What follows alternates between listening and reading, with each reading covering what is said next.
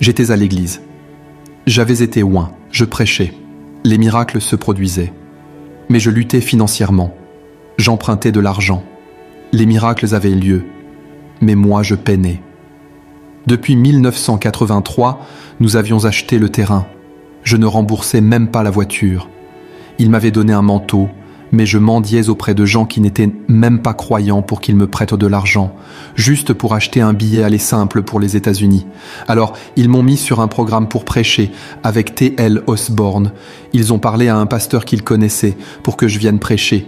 Cet homme a dit « Ok, il peut prêcher le matin ».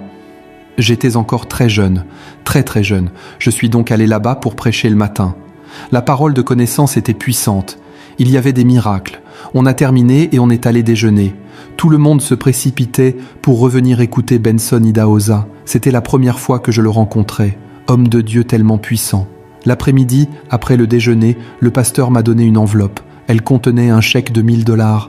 Personne ne m'avait jamais donné $1000. Je me suis agenouillé pour louer Dieu. C'était un chèque. J'ai dit « Merci Seigneur ». Je ne savais pas ce qui allait suivre. Mon père spirituel, le docteur T.L. Osborne, m'avait donné un bureau pour mon ministère.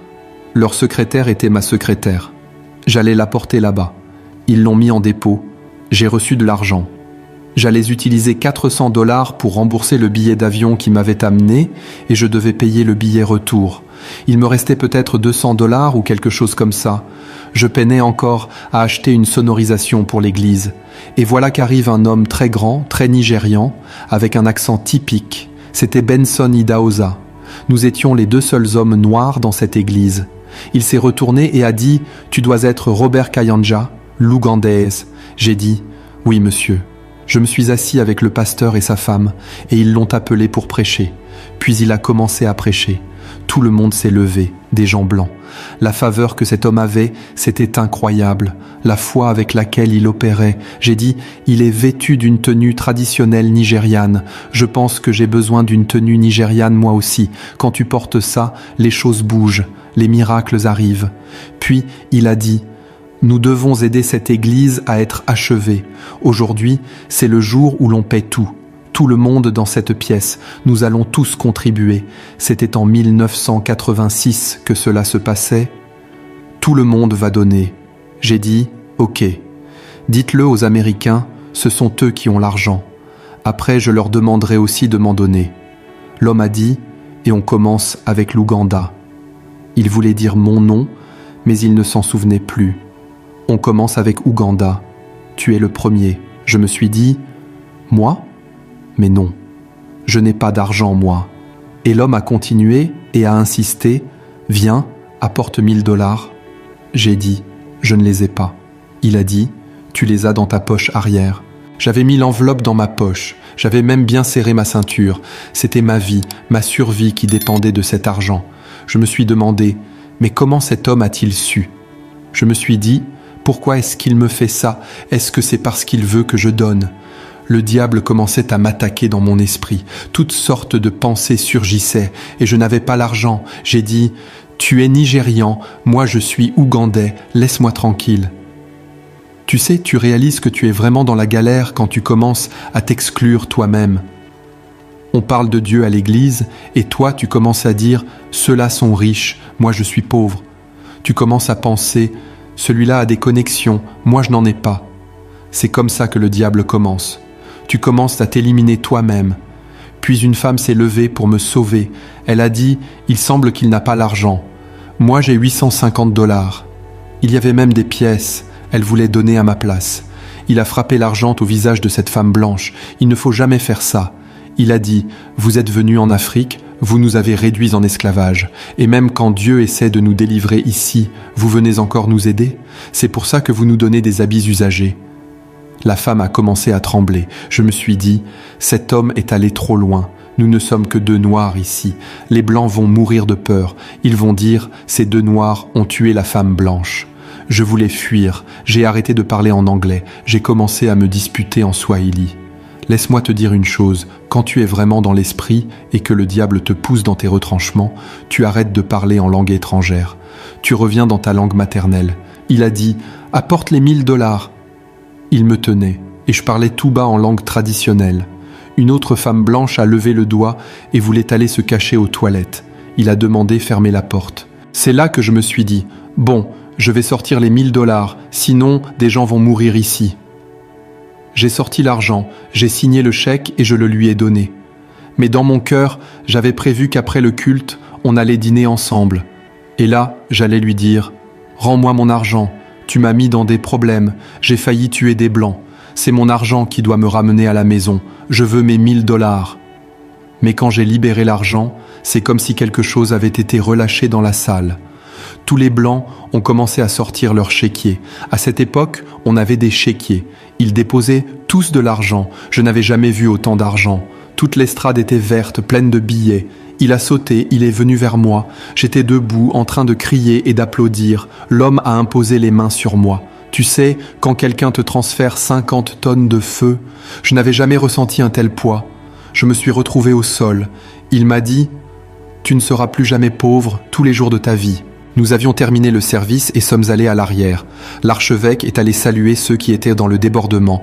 Les Nigérians ont commencé à affluer. Après le dîner, ils entraient à genoux, disant à Benson Idahosa « Papa, papa, papa, vous êtes venu ici il y a des années. Vous aviez prêché. Je n'avais pas d'argent. Mais j'ai donné tout ce que j'avais. Puis j'ai obtenu une bourse. Je travaille maintenant pour la NASA. » Un autre jeune homme est venu et a dit « Je ne savais même pas ce qu'était une semence, mais j'ai semé.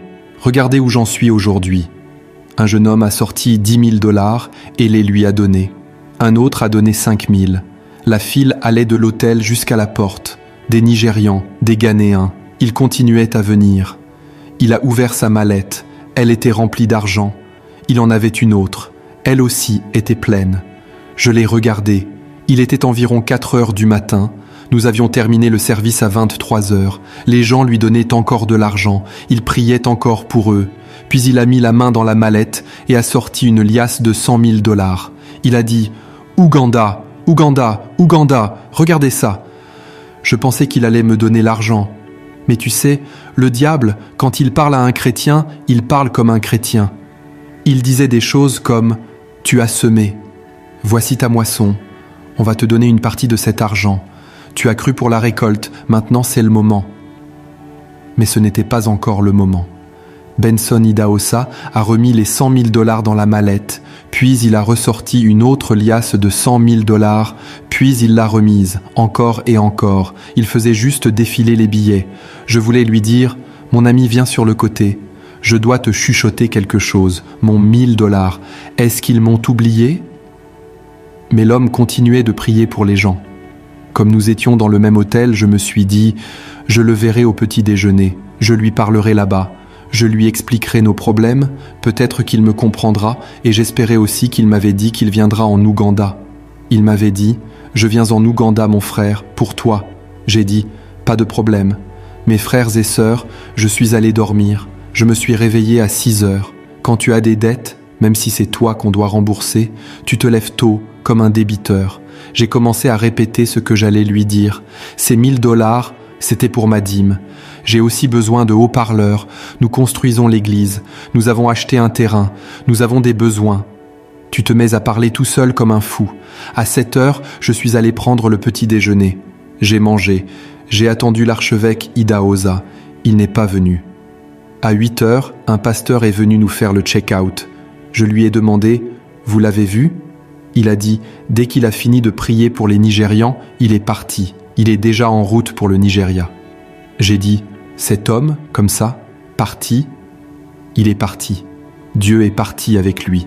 Il a donné mon argent aux Blancs et il a reçu de l'argent des Noirs. Je n'avais même pas de quoi rentrer chez moi. Je me demandais si je pouvais parler au pasteur, mais je n'avais nulle part où aller. Je ne savais pas quelle serait ma prochaine étape. Pendant que j'étais là, le pasteur Woodwalker d'Atlanta est arrivé. Il a dit « Oh, c'est toi que j'attendais. Je pensais que tu étais déjà reparti. Quand tu as prêché le matin, ma femme et moi, notre église est petite, mais nous voulons que tu viennes. On fera tout ce qu'on peut. Tu vois, Satan est mauvais. » J'ai dit « Cet homme, comme ça, parti ?» Il est parti. Dieu est parti avec lui. Il a donné mon argent aux Blancs. Et il a reçu de l'argent des Noirs. Je n'avais même pas de quoi rentrer chez moi. Je me demandais si je pouvais parler au pasteur, mais je n'avais nulle part où aller. Je ne savais pas quelle serait ma prochaine étape. Pendant que j'étais là, le pasteur Wood Walker d'Atlanta est arrivé. Il a dit « Oh, c'est toi que j'attendais. Je pensais que tu étais reparti. Quand tu as prêché le matin, ma femme et moi, notre église est petite, mais nous voulons que tu viennes. » Walker était noir. Tu aurais cru que ce sont les Blancs qui avaient en l'argent. Mais quand Satan veut te détruire, il t'amène à être amer. Il te fait penser, ce sont les Blancs qui ont l'argent, ce sont eux qui ont ta moisson. J'étais découragé. Je n'avais nulle part où aller. Je n'avais pas d'argent. J'ai dit, laisse-moi d'abord parler à Dieu de cette invitation. Mais au fond, tu sais que tu ne vas nulle part. Je suis entré dans la prière. Après environ 15 minutes, le Saint-Esprit m'a dit, vas-y, dis-lui qu'il t'emmène. Il m'a conduit de la Caroline du Nord jusqu'à Atlanta. Il m'a logé dans la suite présidentielle. Tu dois comprendre, en Ouganda, on n'avait pas de suite présidentielle.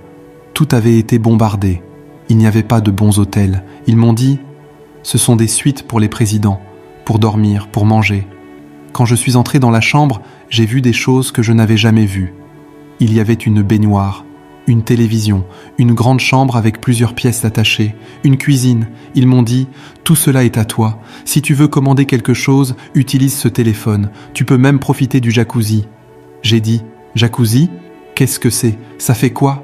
Est-ce que je vais casser quelque chose? Est-ce qu'ils vont m'arrêter si je touche? Ils m'ont dit, mets du sel, fais ceci. Tu sais comment les Blancs expliquent tout avec leurs accents sophistiqués. J'ai dit, écrivez tout. Écrivez les instructions. Ils m'ont tout expliqué. Non, je ne veux rien casser. Ils sont partis. Même les chambres des assistants avaient des lits.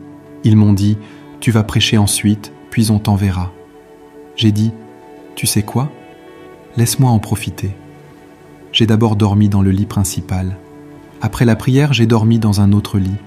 Puis, avant l'aube, j'ai dormi dans un troisième lit. Je voulais être sûr d'avoir bien utilisé ma faveur, de bien jouir de chaque dollar. Nous sommes allés au service. Le Seigneur s'est manifesté. Des églises voisines